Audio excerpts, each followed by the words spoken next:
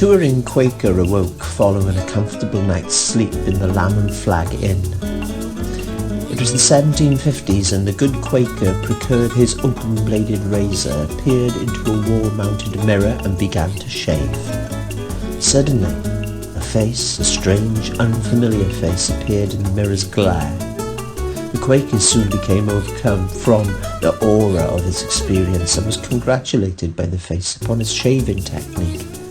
In a trance-like state, the Quaker was given further instructions upon a revised technique, which ended with the Quaker being told to run the blade across his throat, which he did quite zealously.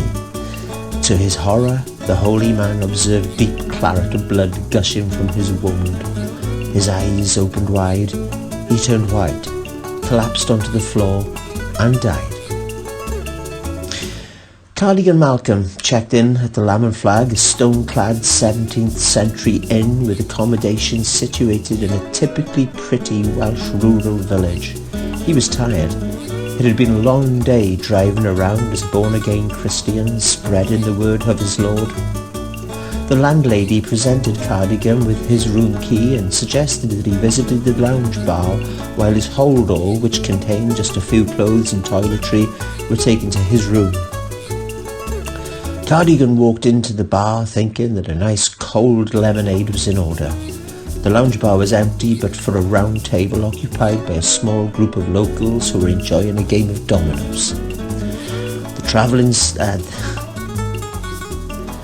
The born-again Christian noticed the men from the table staring at him, so he raised his glass to bid them good day, and soon he was asked if he would like to join them.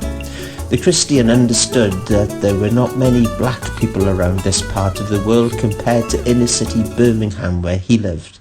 The men, comfortable in his presence, offered small talk and a good conversation took place. Cardigan finished his drink and made his apologies as he was tired and rose to retire to his room. The eldest man in the group signalled to the barmaid and a round of drinks appeared, including one for Cardigan. He smiled at the gesture and continued with a slurp of his lemonade. One round led to another, and the elderly man felt it necessary to give Cardigan a word of warning. The born-again Christian was all ears as the man explained the history of this grand old inn. Then the local explained to him the tragic history involving holy men in the Lamb and Flag.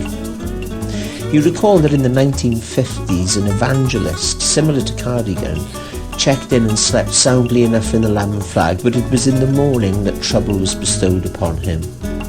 Just as it did 200 years earlier, the force in the mirror's glare appeared and overtook the evangelist's mind and bestowed exactly the same fate upon him as the Quaker experienced centuries earlier. Unnerved by this, Cardigan, the born-again Christian, bid farewell to his new friend, who told him if nothing had happened to him overnight, he would see him in the bar for breakfast. Cardigan had a very good night's sleep. Awoke and refreshed, he washed and then looked into the mirror. The force that ended at least 2 holy men appeared in that mirror and challenged him, slowly and menacingly as Cardigan prepared to shave. Then, out of annoyance with the born-again Christian, the force in the mirror glared, demanded that he produce his razor and run it across his throat. Cardigan procured his Remington plus battery-operated razor and swiped it across his throat, looking into the mirror with a wide, smarmy smile.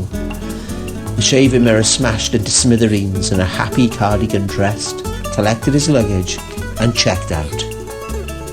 Running a little late for the first appointment of the day, Cardigan poked his head around the door and said goodbye to his friend from the night before, who returned the gesture with a wave.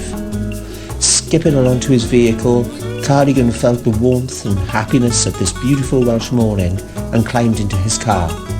He put the car radio on, turned the ignition, started the motor, and the engine blew up, killing the born-again Christian instantly. Everyone in the Lamb and Flag rushed to the windows to check out the blast except for Cardigan's friend, who remained seated and said to his friends calmly, "I did warn him."